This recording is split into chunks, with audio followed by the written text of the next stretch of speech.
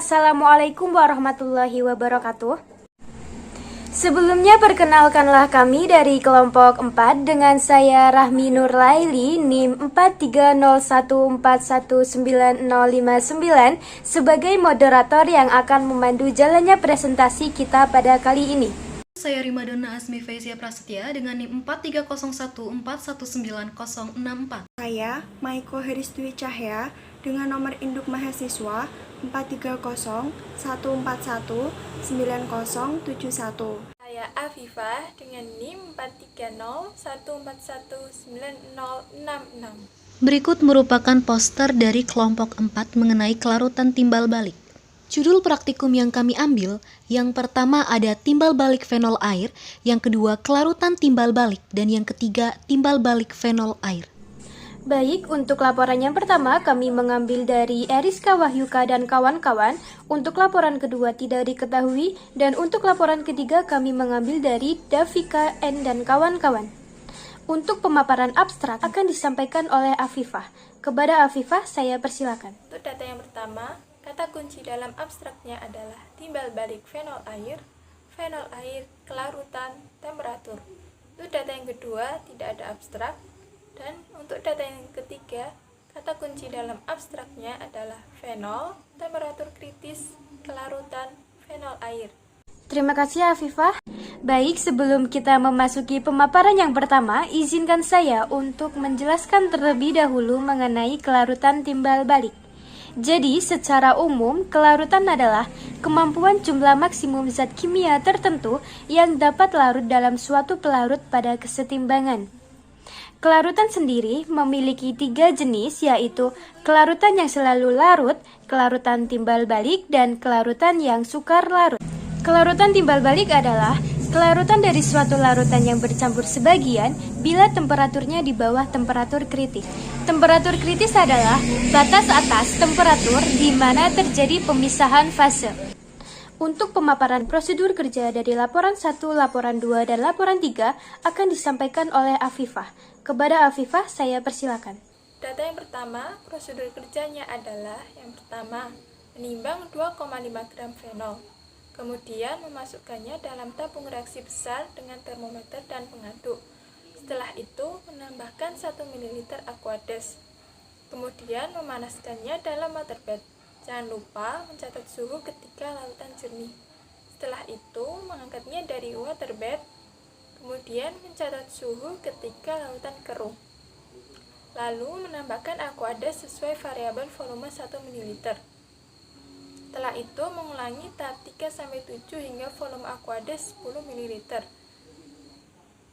Dan yang terakhir mengulangi tahap 1-9 dengan variabel berat fenol 3 gram. Untuk data yang kedua, prosedur kerjanya adalah yang pertama, menyiapkan campuran fenol di dalam 7 buah tabung reaksi sedang dengan komposisi yang telah ditentukan. Setelah itu, memanaskan campuran tersebut dalam penangas air, lalu mengaduk campuran dengan pelan. Dan jangan lupa mencatat suhu ketika campuran menjadi jernih. Setelah itu, mengeluarkan tabung reaksi besar dari penangas air dan membiarkan campuran menjadi dingin. Dan yang terakhir, mencatat suhu saat campuran kembali menjadi keruh. Data yang ketiga, prosedur kerjanya hampir mirip dengan data yang pertama, dengan perbedaan pada variabel berat fenol dan variabel volume Aquades.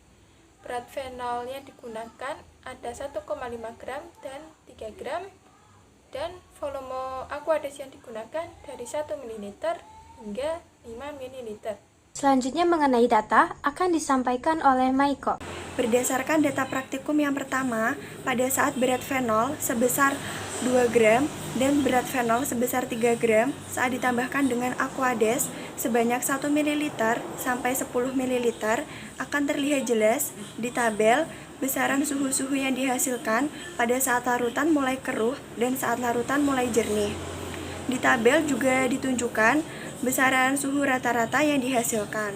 Berdasarkan data praktikum yang kedua, saat berat fenol sebesar 4 gram dan ditambahkan Aquades sebanyak 1 ml sampai 7 ml, terlihat jelas di tabel besaran suhu-suhu yang dihasilkan saat larutan mulai keruh dan saat larutan mulai jernih.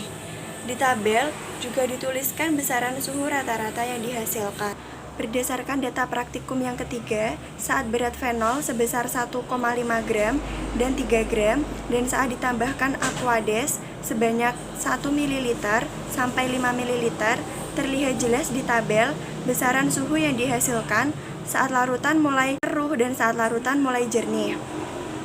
Di tabel juga terlihat besaran suhu rata-rata yang dihasilkan. Terima kasih Maiko. Selanjutnya adalah analisis yang akan disampaikan oleh Rimadona. Kepada Rimadona saya persilakan. Kali ini saya akan menjelaskan mengenai bab analisis data. Untuk data praktikum yang pertama, dengan berat fenol 2,5 gram, diperoleh kurva berbentuk parabola dan temperatur kritis sebesar 64,5 derajat Celcius dengan presentase berat fenol sebesar 38,46%. Hal ini telah sesuai dengan literatur. Berat fenol 3 gram diperoleh bentuk kurva yang tidak parabola dengan temperatur kritis sebesar 54,5 derajat Celcius dengan presentase berat fenol sebesar 42,86%. Hal ini tidak sesuai dengan literatur. Data praktikum 2 diperoleh 3 grafik, yaitu dari keruh ke jernih, jernih ke keruh, dan suhu rata-rata. Pada saat keruh ke jernih menandakan bahwa larutan telah homogen, sedangkan dari jernih ke keruh menandakan bahwa larutan telah terpisah kembali. Pada data praktikum 3, yang pertama, dengan berat fenol 1,5 gram diperoleh kurva berbentuk parabola dengan temperatur kritis sebesar 72,50 derajat Celcius dan presentase berat fenol sebesar 27,27%. Hal ini telah sesuai dengan literatur. Dengan berat fenol 3 gram diperoleh kurva yang tidak berbentuk parabola dengan temperatur kritis sebesar 70 derajat Celcius dengan presentase berat fenol sebesar 37,50%. Hal ini tidak sesuai dengan literatur. Baik, terima kasih Rimadona. Sebelum kami mengakhiri presentasi kali ini, izinkan saya untuk membacakan kesimpulan dari kelarutan timbal balik. Kesimpulan yang pertama adalah keadaan di mana terjadinya perubahan warna dari keruh menjadi jernih dan kembali lagi dari jernih menjadi keruh, termasuk salah satu contoh kelarutan timbal balik. Kesimpulan yang kedua adalah faktor-faktor yang mempengaruhi kelarutan timbal balik antara lain jenis zat, konsentrasi, temperatur, ion senama, pengadukan, serta luas permukaan. Demikianlah presentasi dari kelompok 4. Kami memohon maaf apabila masih terdapat banyak kekurangan selama presentasi berlangsung. Semoga apa yang kami sampaikan bisa bermanfaat bagi kita semua. Terima kasih. Wassalamualaikum warahmatullahi wabarakatuh.